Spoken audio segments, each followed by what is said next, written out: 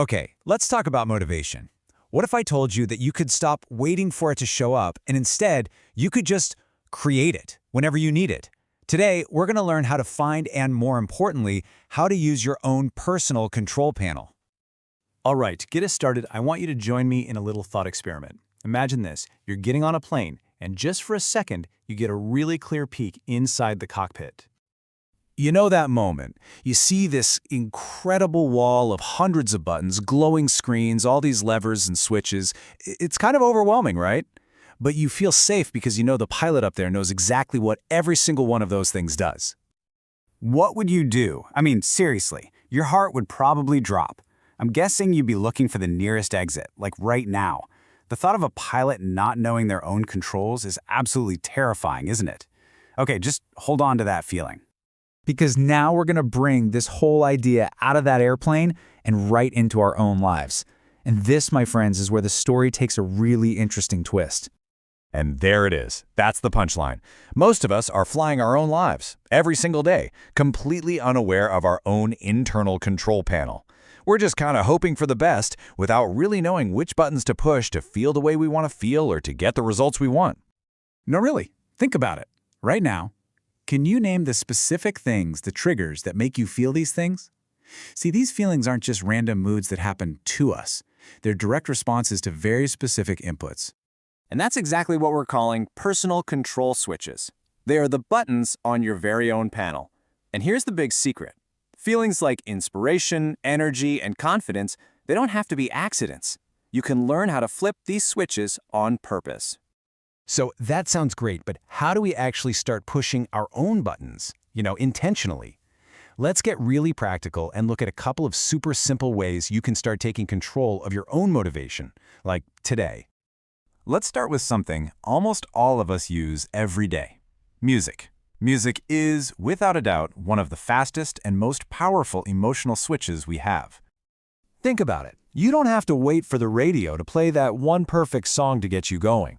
You can be the DJ of your own mood. I want you to actually do this.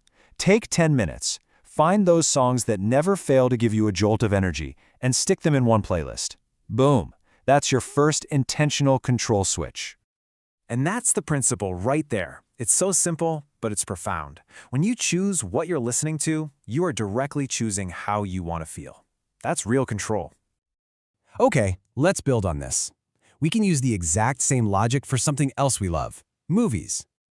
You know that feeling after watching an incredible movie where you just feel this spark, like you can take on anything? Yeah, that feeling? Well, don't let it be a one-time thing. Figure out what those movies are for you. Write them down and treat them like your own personal motivational library that you can check out anytime you feel that inner fire starting to dim. So, look, the big point here is that this is about so much more than just making a playlist or a movie list. Those are just the training wheels. What we're really talking about is a complete shift in how you see your own motivation. So many of us talk about motivation like it's some magical, mysterious force that we have to wait around for. We hope we find it, or we worry that we've lost it. But that's just the wrong way to look at it. It's not an accident. It's not a stroke of luck.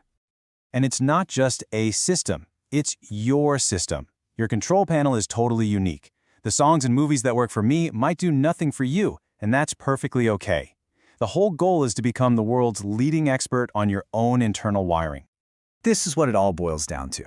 Are you a passenger or are you a pilot? The passenger waits for things to happen, waits for a good mood, waits for the right song to come on. They're reactive.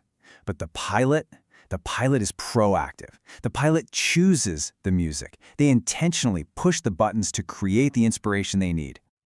So here it is, your new flight plan, starting today. Step 1, start paying attention. Learn what your unique switches actually are.